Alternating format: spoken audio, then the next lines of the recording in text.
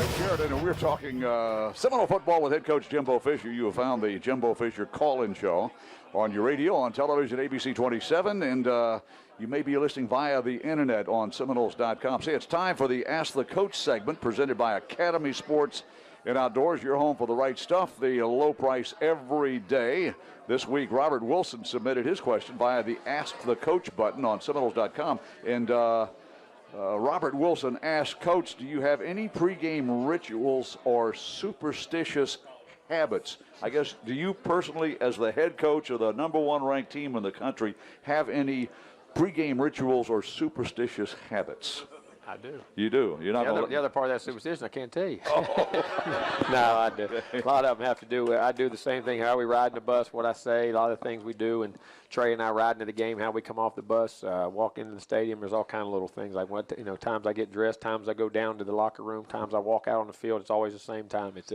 It was a routine. So that's a pregame ritual week in and week out, and I figured that Trey might have something to do with it because Trey and Ethan both are at your side. It seems like everywhere after the game, before the game, and I noticed that Trey had that new cast signed by about everybody on this football team. It's Garnet and go. How in the world is Trey doing since you mentioned He's doing good now. He's moving around and getting to be an expert on his crutches and his little scooter or whatever the heck you call that thing. Yeah.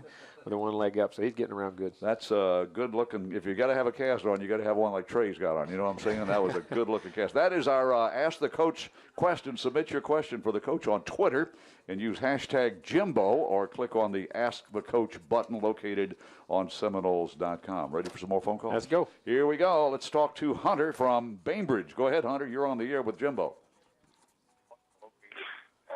Hi, Jimbo. I just wanted to ask what's going through your mind when you're playing Clemson with your second string quarterback. I can't say that on there.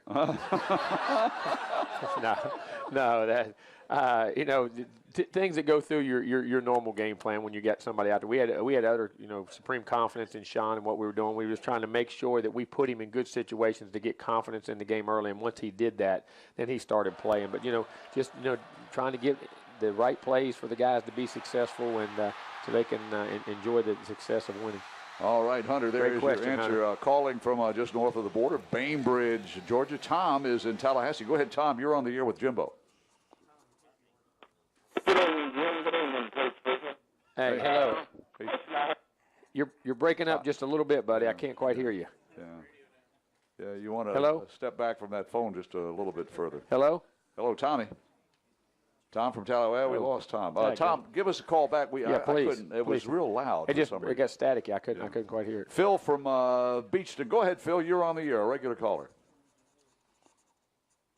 Hey, man. Hey, it's Phil. Beautiful downtown Beachton. Yes, sir. So I've heard it said that a great offensive line can make a good quarterback look like a great quarterback. Uh-huh. Wonder if you espouse to that. And then I'd also like to turn it around and ask, how does a quarterback make an offensive line look better or perform?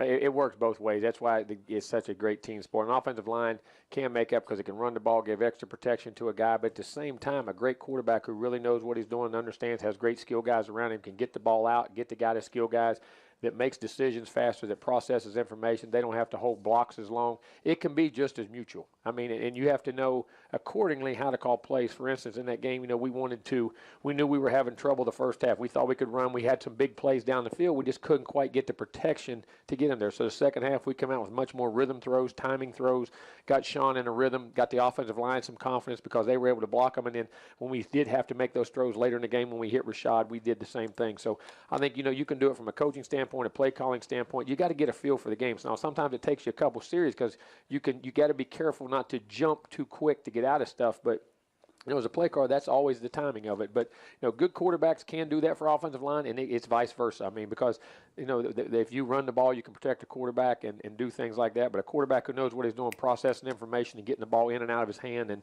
to the right guys can also help an offensive line. All right, Phil from beautiful downtown Beachton. There's your question. To be honest with you, I like it better when I got a good offensive line and a real good quarterback. There you go.